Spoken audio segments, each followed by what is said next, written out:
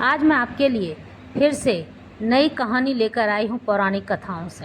जय श्री राम मित्रों, मैं नीतू पांडे यूट्यूब चैनल पर आप सबका स्वागत करती हूँ। इस कहानी का सार है, ईश्वर आपको जो भी देते हैं उस चीज़ को सहज ही स्वीकार कर लेना चाहिए, उस चीज़ का दुरुपयोग नहीं करना चाहिए, अन्यथा परमात्मा नाराज़ भी हो जाते हैं। और जब परमात्मा नाराज़ होते हैं तो मनुष्य की क्या इतनी हस्ती कि वो उनकी नाराज़गी को झेल भी सके।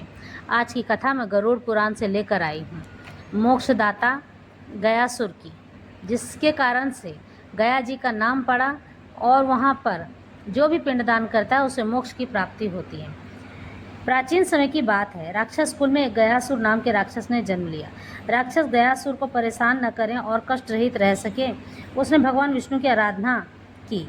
हमारे दयालु कृपालु हमारे पालन करता भगवान विष्णु गयासुर की तपस्या से खुश हो गए। कहा कि तुम्हें क्या वर चाहिए, कहो गयासुर। गयासुर बोला, भगवान मेरा शरीर सबसे पवित्र व पावन हो जाए, जो भी मुझे देखे उसको मोक्ष मिल जाए। भगवान मजबूरी में कहते हैं तथास्तु। भगवान विष्णु ने वचन जो दिया था। गयासुर बहुत प्रसन्न हुआ और खुशी से उसने ये बात सबको बता दी। अब तो सभी जब मर जाते तो गयासुर को देख लेते, सभी को मोक्ष मिलने लग गया। फिर यमराज रोते बिलखते ब्रह्मा जी के पास पहुँचे और बोले, ब्रह्मदेव अब तो यमपुरी को मेरी कोई आवश्यकता नहीं है, क्योंकि जो भी मर जाता है वो गयासुर का मुख देख लेता है तो उसे मोक्ष मिल जाता है। यमपुरी तो खाली पड़ी है। ब्रह्मा जी समझ गए और कुछ नहीं बोले। उन्होंने कहा, ठीक है, मैं उपाय ढूंढता हूँ।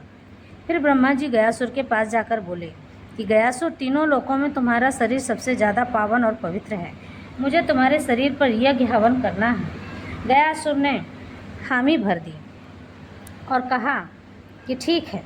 अगले दिन यज्ञ होने लगा। गयासुर के शरीर पर विष्णु भगवान ने अपने पैर को इस तरह से रखा कि उसका भार बढ़ गया और भार बढ़ने के कारण से गयासुर का सिर जमीन में धंस गया। गयासुर समझ गया कि मेरी उत्पातियों के कारण ही मेरी मृत्यु हो रही है। फिर विष्णु भगवान से गयासुर बोला, इस स्थान को सदैव मेरे नाम से ही जाना जाए और सभी त्रिदेवों की कृपा बनी रहे, पिंडदान करने वाले को मोक्ष मिल जाया करे। भगवान विष्णु ने कहा, तथास्तु। और यही होता है, गया जी में जो भी पिंडदान